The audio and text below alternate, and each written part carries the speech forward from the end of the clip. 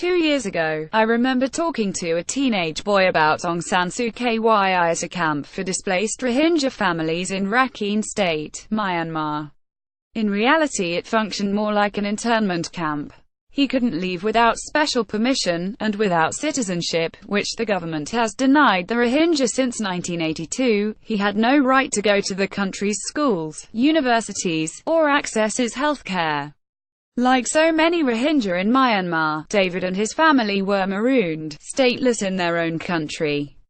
Conditions in the camp were miserable, but he was optimistic about the future, and he wanted to become a teacher. He believed everything was about to change, because Aung San Suu Kyi was about to win the election. Many in Myanmar have immense faith in the Nobel Peace Prize laureate. If Aung San Suu Kyi gets the vote, we will get freedom here, he told me confidently. I trust Aung San Suu Kyi. Aung San Suu Kyi will help us. His words have always stuck with me. I put them to Aung San Suu Kyi the following week in Yangon, asking her whether she would assure this boy that she would help him, and take the opportunity to condemn what some were already calling genocide in the northwest of her country. Video full special report Rohingya refugee crisis. It is not a question of trying to exaggerate small problems into big ones, and big ones to the extent where they are totally unmanageable, she replied, declining to use the term Rohingya.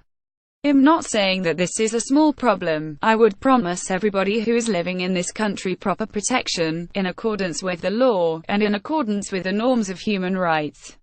2 years on, the Rohingya haven't got freedom. Instead, life has got much worse.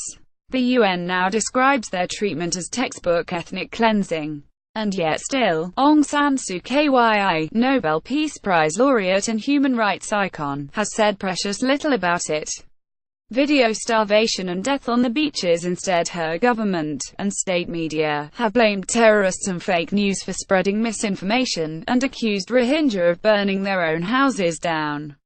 The argument advanced in Ms. Suu Kyi's defense is that the country is still at a delicate stage in its transition to democracy, after half a decade of military junta rule.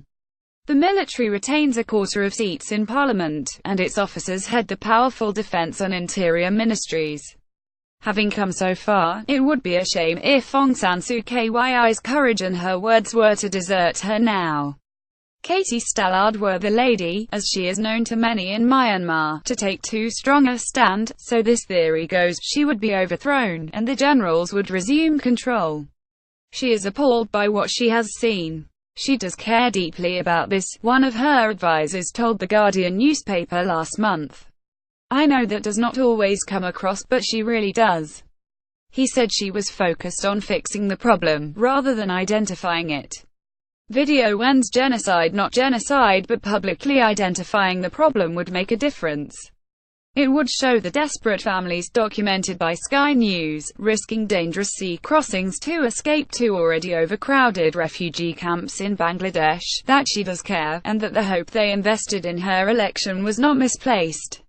Aung San Suu Kyi has proven herself to be a woman of extraordinary courage and eloquence, who has chosen to serve her country at tremendous personal cost. When her British husband was dying from cancer in the UK, she refused the general's offer to leave the country and travel to his bedside, for fear that she would never be allowed to return.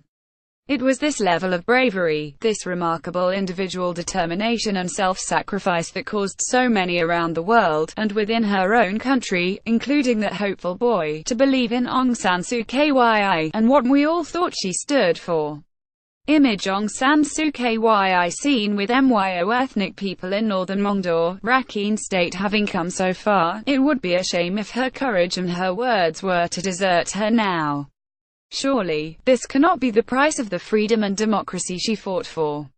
As the head of the Global Center for the Responsibility to Protect told the UN recently, democracy cannot be built on the bones of the Rohingya.